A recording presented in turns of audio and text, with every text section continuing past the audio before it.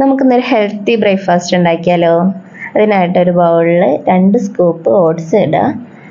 അതിനുശേഷം 1 table spoon chia seed mix ചെയ്യുക. അതിലേക്ക് 1 കപ്പ് പാൽ ഒഴിക്കുക. അതിനുശേഷം അത് നന്നായിട്ട് മിക്സ് ചെയ്യുക. മിക്സ് ചെയ്തിട്ട് ഓവർനൈറ്റ് ഫ്രിഡ്ജ് വെക്കണമെങ്കിൽ അങ്ങനെ വെച്ചിട്ട് ബാക്കി ചെയ്യാം. അല്ലെങ്കിൽ ഞാനിത് ഇപ്പം തന്നെ എല്ലാം ചെയ്തിട്ടാണ് ഓവർനൈറ്റ് ഫ്രിഡ്ജ് വെക്കാൻ പോകുന്നത്.